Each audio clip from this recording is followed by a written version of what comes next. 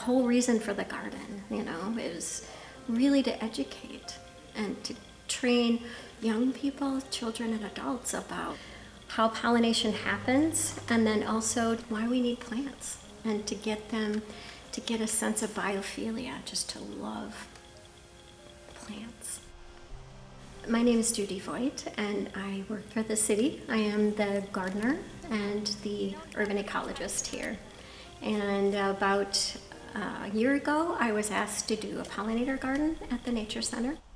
We wanted to have berry-producing plants. We wanted to have trees and bushes, and then forbs, especially because we need flowers for pollination.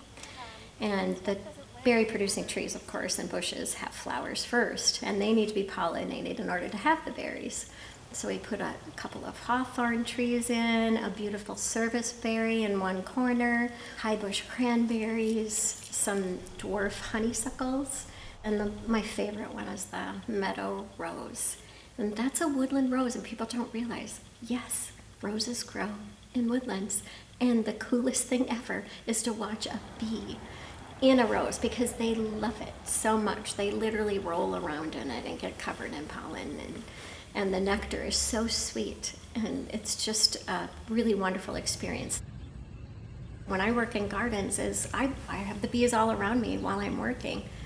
And because the flower is really kind of like a restaurant for the bees, they can sit there and eat, and they're focused on eating. They're really not focused on you. So unless you step on them or directly touch them, you're not going to get stung.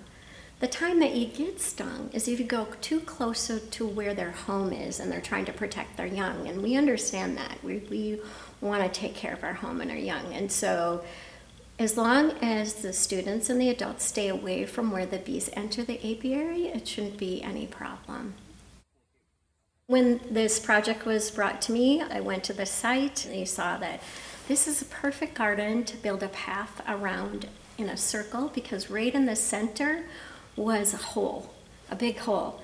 And at first, Mark A. Strike told me that, oh, well, we'll just fill that in. And I was like, no, don't fill it in, because this hole is a microclimate, and we can put plants in this that like moisture. You can put willow and meadowsweet. It's just going to be a burst of color and beauty right in the center of the garden.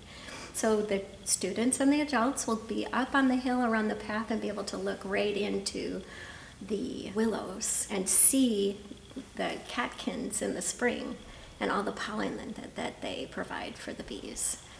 Now, when I started with this garden, I had to clear the area out. We just covered it with a mat called weed suppression mat, which smothers out what was there. The weed suppression mat also helps in that we won't have as much weed pressure afterwards. So that is one thing we did for just making it more resilient and sustainable.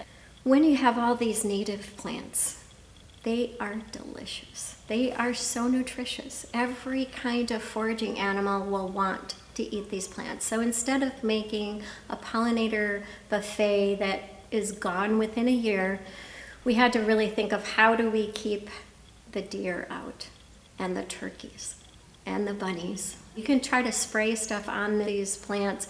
That would be a lot of maintenance work, and the only way to keep them out is with a fence. So that's what we put in. We have an 8-foot tall deer fence. We had to use that height because deer can easily hop over 5 feet. So that was a big part of the project, but this will make it succeed.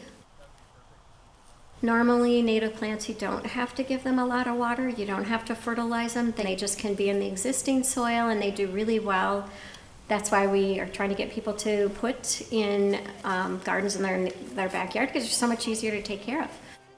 I can't beat the invasive species. They win. But at least I can put pockets, and if I can get everybody to put a pocket in their own yard, and if even 50% of us did it, we could literally have a quarter. St. Louis Park could be a quarter for these insects to survive. We need insects. A lot of our fruits, a lot of our plants that we like to eat, we can't have those without pollinators. It's going beyond beauty and aesthetics and making something that's functional, that's ecological, that's helping our planet, that's helping the ecology, that requires less inputs, that helps clean our water and cleans our air, and it just brings joy to people.